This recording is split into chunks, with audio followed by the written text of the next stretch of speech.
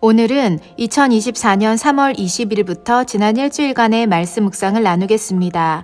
저는 마가복음을 계속 묵상하고 있습니다. 말씀 묵상 시작합니다. 2024년 3월 20일 마가복음 13장 14에서 27절 말씀.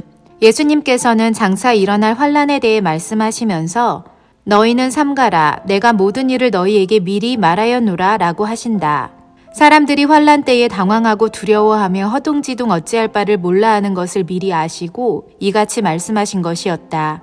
그러고 보면 예수님은 계속적으로 삼가하고 조심하고 자신을 지키라고 말씀하고 계신다. 어느 때인지는 모르지만 분명 우리가 감당하지 못할 것만 같은 어둡고 두려운 세상이 펼쳐질 수 있을 것이다. 하지만 우리는 그것이 무엇이든 감당할 수 있다. 오늘 말씀처럼 예수님께서 이미 다 우리에게 알려주시고 가르쳐 주셨기 때문이다. 다만 우리가 경계해야 할 것은 환란의 때에 우리가 몸과 마음과 영이 무엇인가에 매여 자유롭지 못하게 되지 않도록 주의해야 한다는 데 있다. 물질적인 소유가 많아 버리기 아까워 조금이라도 더 가져오려고 뒤를 돌이켜보게 되면 안 되고, 태중의 아이나 갓 태어나 아무것도 스스로 할 수 없는 아이를 책임져야 하는 것과 같은 정서적 부담감에 매여 있어서도 안 되며, 적그리스도의 미혹에 흔들릴 정도로 영적인 분별이 없어서도 안 된다. 우리는 주님이 말씀하시는 그날에 영과 혼과 육이 자유로울 준비를 하고 있어야 한다. 오늘 이 본문 말씀을 통해 또 내게 새로운 영적 통찰을 주시는 하나님을 만났다. 하나님의 말씀이 이렇게 달고 오묘하다. 감사합니다, 하나님. 2024년 3월 21일 마가복음 13장 28에서 37절 말씀. 예수님은 하나님의 때가 언제 임할는지 알 수 없다고 말씀하시면서 계속적으로 주의하라, 깨어있으라, 깨어있으라, 깨어있으라를 4번씩이나 강조하신다. 오늘 본문의 이 짧은 구절에서만 4번이고 어제 묵상 말씀까지는 5번에 걸쳐 말씀하신 것이다. 그래서일까? 오늘은 이런 말씀을 하시는 예수님의 절박한 마음이 느껴지는 것 같다. 예수님의 마음이 이와 같은 것에 반해 우리의 반응은 어떠한지를 되돌아보지 않을 수 없다. 우리는 예수님이 주의하라고 하시는 그때에 대해 무감각한 것 같고 아직은 일어나지 않은 먼 미래의 일일 것이라고만 생각하는 것 같다. 다시 말해 주님이 오실 그 순간에 대한 절박함과 두려움이 없는 듯 보인다. 그렇다면 이 말은 그만큼 자신이 있다는 말일까? 주님이 어느 때에 오셔도 주님 앞에 부끄럽지 않을 정도의 자신감이 있는 우리일까? 만약 이 질문에 예스라고 대답할 수 있다면 예수님의 이 같은 경고에 무감각해도 오케이. 하지만 반대의 경우라면 우리는 오늘 이 순간 다시 정신을 차려야 한다. 주의하라, 깨어있으라는 음성 앞에 한 점이라도 부끄러움이 있다면 속히 돌이켜야 한다. 그리고 그 음성은 내게 들려주시는 하나님의 음성임을 또한 안다. 해야 할 일들을 미루고 있는 내 모습이 부끄럽게 느껴진다. 엄마와 동생과 함께 시간을 보내기 위해 미리미리 해놓아야 할 일들이 참 많은데 오늘 지금 이 순간 또 정신 차리게 되는 말씀인 것 같아서 감사하다. 2024년 3월 22일 마가복음 14장 1에서 11절 말씀. 예수님의 머리에 향유를 부은 여인의 이야기. 예수님께 값비싼 향유 옥합을 깨뜨려 그분의 머리에 부은 여인을 향해 사람들은 가난한 자들을 위해 더 좋은 일을 할 수 있을 것을 예수님의 머리에 부어 그것을 허비한다고 비난했다. 그들의 관점에서는 허비이고 낭비이겠지만 예수님은 이 여인이 행한 일을 아름다운 일이라고 칭하시며 복음이 전파되는 곳 어디에서든 이 여인의 행한 일이 전파될 것이라고 칭찬하셨다. 여기서 우리는 예수님의 관점과 사람들의 관점에서만 이야기를 들을 수 있지만 실제 향유를 드린 이 여인은 어떤 마음이었을까? 정확히는 모르지만 우리가 짐작하고 느낄 수 있는 것은 이 여인은 예수님을 너무 사랑하고 그분께 너무 감사하고 자신이 가진 무엇이든 드리고 싶고 또 무엇을 드리든 아깝지 않은 분이 바로 예수님이셨을 것은 분명하다. 이 여인은 예수님께서 말씀하신 것처럼 훗날 자신에 관한 일이 역사에 기록되기를 바라는 의도에서 한 일이 절대 아니다.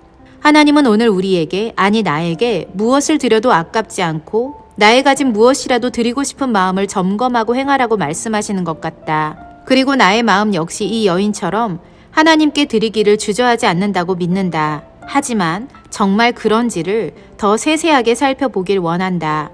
하나님을 위해서 또 하나님의 사람들을 위해서 둘 다 동일한 마음으로 아낌이 없어야 하는데 나의 마음은 정말 그러한가? 혹시 사람에 대해서는 그 정도에 있어서 단 1%라도 차등을 두고 있는 것은 아닌가? 하나님을 사랑하기에 아낌없는 마음을 드리는 것처럼 하나님의 사람들을 위해서도 아낌없이 때론 과하게 드릴 수 있는 내가 되어야겠다는 마음이 든다. 말씀하시는 하나님 감사합니다. 2024년 3월 23일 마가복음 14장 12에서 21절 말씀. 제자들과 함께 6월절 만찬을 함께 하시는 예수님. 이 장면에서 우리는 예수님께서 당신을 팔 제자가 12명 중에 있다고 말씀하시는 것을 본다. 제자들은 웅성거리며 서로 자기는 아니지요 라고 말하기 시작했다. 생각해보면 예수님은 유다의 말과 행동 그리고 태도를 보며 그가 어떤 사람인지 아셨을 테지만 결국 그분의 사역의 모든 시간과 현장에서 그와 함께 하셨다.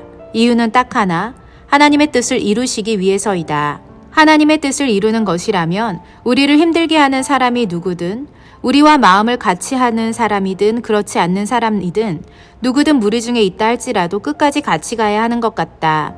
즉 하나님의 뜻을 이루기 위해서는 공동체에 있는 불편한 사람들까지도 끝까지 품어내고 가야 한다. 우리에게 중요한 것은 불필요한 곳에 에너지를 소모하느라 하나님의 뜻을 이루지 못하게 되는 것이다. 항상 기억해야 하겠다. 예수님도 가롯 유다와 끝까지 함께 하심으로 주님의 뜻을 이루셨듯이 무리 중에 섞여 있는 부적절한 무엇이든 끝까지 품고 나가는 것이 하나님의 뜻을 이루는 것이라는 사실을 말이다. 2024년 3월 24일 마가복음 14장 22에서 31절 말씀. 예수님께서 성만찬을 마치시고 제자들과 함께 감람산으로 장소로 이동하실 때의 장면에서 새롭게 발견한 것이 있다. 제자들이 찬송가를 부를 때 감람산으로 가셨다는 사실이다. 사실 성찬식을 하고 겟세마네로 이동하는 과정은 하나님을 찬미할 수 있는 길이 아니다. 어찌 보면 한없이 슬픈 엔딩을 향해 가고 있는 것이기에 슬픔에 찬 노래밖에 나오지 않을 것 같다. 하지만 이 순간에도 하나님을 찬양하는 노래가 빠지지 않았다는 것은 찬송은 곧 그리스도인의 일상과도 같음을 묵상해 볼 수 있다. 어느 때 어느 순간에서라도 우리는 하나님을 찬송함으로 높이고 인생의 수많은 굴곡을 거쳐가면서도 그 찬송은 변함없이 우리의 입술에서 불려져야만 한다. 말씀도 찬송도 기도도 그 어느 곳도 소홀히 할 수 없는 우리 그리스도인의 삶의 일부임을 새삼스럽게 발견하게 되어서 감사하다. 이번 한 주 고난주간인데 찬송함으로 주님을 더욱 기억하는 시간 되길 원한다.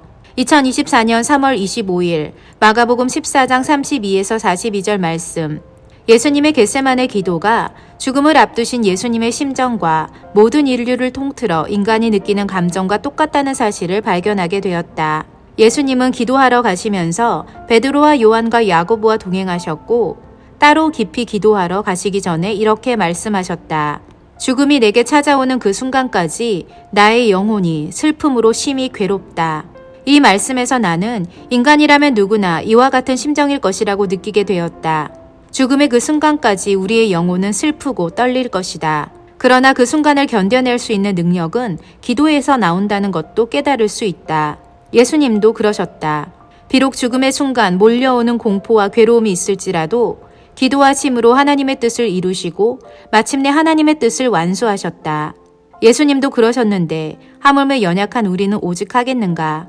죽음의 순간도 그러하지만 오늘 말씀에 적힌 말씀 그대로처럼 마음이 심히 고민하여 죽을 지경에 이를 때에 우리가 해야 할 것은 기도라는 것을 잊지 말자. 2024년 3월 26일 마가복음 14장 43에서 52절 말씀. 인간이 얼마나 연약한 존재인지를 오늘 말씀을 통해 발견하게 된다. 예수님이 잡히시는 그 현장에서 마치 예수님이 강도라도 된 것처럼 취급하며 그분을 잡아갔다. 그 주변의 분위기가 얼마나 삼엄하고 정신없었을지는 상상이 간다. 그런데 이런 위급한 상황 속에서 예수님을 따르던 무리들은 예수님을 버리고 도망쳤다. 이 무리 중에 분명 예수님의 제자들도 있었건만 단 한 명도 옆에 남지 않고 모두 사라져버렸다. 이 말씀을 묵상하면서 성령의 능력에 대해 새삼스럽게 깨닫게 된다. 예수님이 잡히시던 그때, 아니 예수님이 살아계시던 그때는 아직 성령이 임하시지 않으셨을 때이다.